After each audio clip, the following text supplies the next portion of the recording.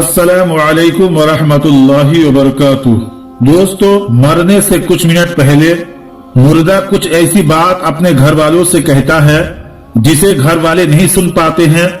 जैसे ही इंसान का मरने का वक्त होता है, मरने के बिल्कुल करीब होता है, बस 2-4 मिनट में उसकी रूह निकलने वाली है, तो उस मरने वाले इंसान को ऐसा महसूस होने लगता है कि मेरी रूह अब निकलने वाली है।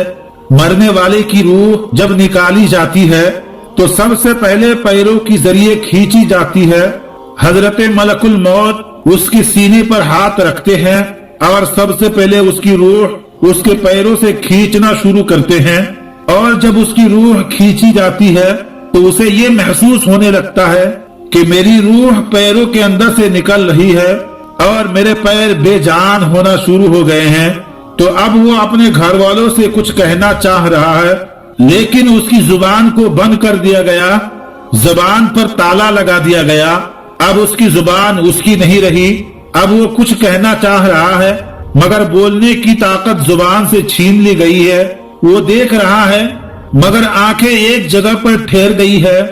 आपने देखा होगा कि मरने वालों की आंखों में आंसू होते हैं।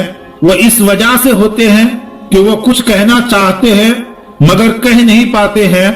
वो बेजान और बेबस होते हैं और उसकी बात को हम नहीं सुन सकते हैं। आखिर वो कहना क्या चाहता है, उसकी रूह निकालना शुरू होती है। अगर वो गुनहगार बंदा होता है, बेनमाजी फासिक व फाजिर होता है, तो रब की तरफ से हुक्म दिया जाता है कि ऐ फरिश्तों, उसकी रूह को पैरों से खींचकर घुटनों में रोक दो और मजीद तकलीफ का सबब बनाओ। फिर उसकी रूह को कमर पर रोककर ज्यादा तकलीफ का सबब बनाया जाता है। फिर उसकी रूह को सीने में रोक दिया जाता है।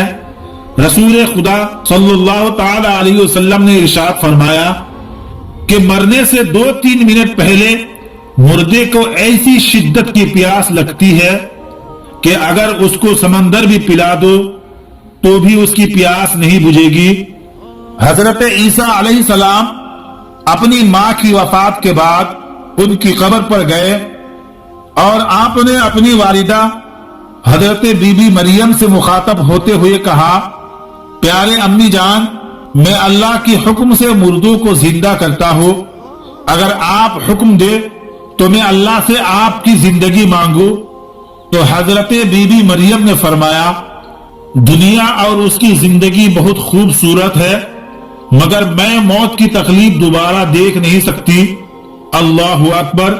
एक नबी की माँ का कहना है और हम जैसे गुनहगारों की मौत कितनी तकलीफदा होगी। हजरत अनस बिन मालिक रदियल्लाहु ताला अन्हु से रिवायत है कि हुजूर सल्लल्लाहु ताला अलैहि वसल्लम ने इरशाद फरमाया कि सहाबाए किराम का गुजर एक जनाजा पर हुआ। लोग उसकी तारीफ करने लगे कि क्या अच्छा आदमी था, कितना नेक इंसान था। तो रसूलुल्लाह सल्लल्लाहु ताला अलैहि वसल्लम ने इरशाद फरमाया कि वाजिब हो गई। फिर दूसरी जनाजे का गुजर हुआ तो लोग उसकी बुराई करने लगे। तो हुजूर सल्लल्लाहु ताला अलैहि वसल्लम ने इरशाद फरमाया, वाजिब हो गई। उस पर हजरत उमर बिन खत्ताब रदियल्लाहु ताला अन्हु ने हुजूर सल्लल्लाहु ताला अलैहि वसल्लम से पूछा कि क्या चीज वाजिब हो गई। तो हुजूर सल्लल्लाहु ताला अलैहि वसल्लम ने इरशाद फरमाया, जिस मैयत की तुम लोगों ने तारीफ की है उसके लिए तो जन्नत वाजिब हो गई, और जिसकी तुमने बुराई की है उसके लिए दोज़ख वाजिब हो गई। तुम लोग जमीन में अल्लाह ताला के गवाह हो। उसके बाद गुनहगार बंदे की रूह को दिमाग के अंदर रोक दिया जाता है। आखिर में उसके दिमाग से निकलकर उसकी हलक के अंदर खींचा जाता है तो मरने वाले का मुंह खुला का खुला रह जाता है। आपने देखा होगा कि मुर्दे की आंखें भी खुली की खुली रह जाती है। क्यों खुली रह जाती है? क्योंकि वो मरने वाला शख्स अपनी रूह को निकलती हुई अपनी आंखों से खुद देखता है और मरने से पहले वो ये बातें कहने की कोशिश करता है कि आए दुनिया वालों, ये जो मुझ पर बीत रही है, ये जो मुझ पर गुजर रही है, ये ऐसी सख्ती है कि अगर तुम सारे लोगों पर डाल दी जाए तो तुम सारे के सारे लोग हिलाक हो जाओगे। अगर मरने वाला नेक बंदा होता है तो वो ये कहने की कोशिश करता है हर इंसान को मौत का मजा चखना है, तो लिहाजा ऐ दुनिया वालों, तुम अच्छे आमाल करो, अच्छा काम करो, ताकि ये सख्तियां, ये परेशानियां जो बुरे बंदों को दी जाती है वो तुम पर ना हो।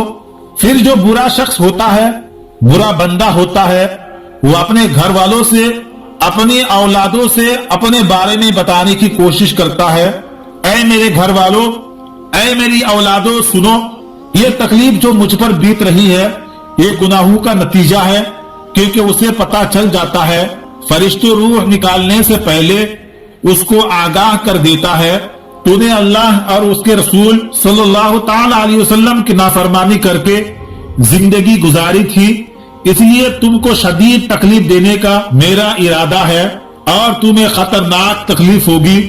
रूह को रोका जाता है उसके जिस्म में और उसे बताया जाता है कि तुम्हें जो तकलीफ है ये तुम्हारे गुनाहों का नतीजा है।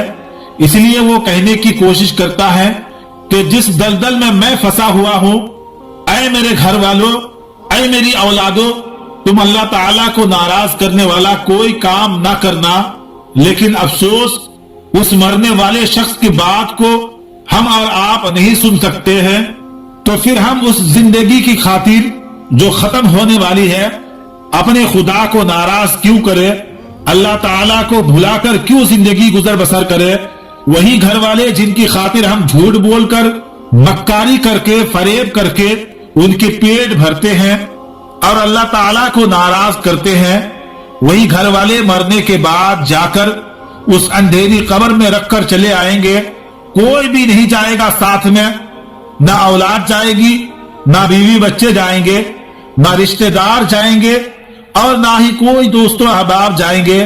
40 दिन के बाद हर कोई भूल जाएंगे। फिर उनको कभी फुर्सत ना होगी कि वो हमारी कब्र पर आकर दुआ करे और हम कयामत तक उस खतरनाक कब्र के अंदर रहेंगे। तो मरने से पहले इंसान की मौत की तैयारी करना चाहिए। समझदार इंसान वही है जो मरने से पहले मौत की तैयारी कर ले। आखिर में अल्लाह ताला से दुआ है, मौला ताला हमें मौत की सख्तियों से महफूज अता फरमा और हमें नेक अमल करने और बुराइयों से बचने की तौफीक अता फरमा। आमीन सुम्मा आमीन। आज की वीडियो में था बस इतना ही, और ऐसी ही वीडियो देखने के लिए हमारे चैनल को जरूर सब्सक्राइब करें और सदका जारिया की नीयत से इस वीडियो को अपने दोस्तों के साथ जरूर शेयर करें। तो मिलते हैं एक नई वीडियो के साथ, तब तक के लिए अस्सलामु अलैकुम, खुदा हाफिज।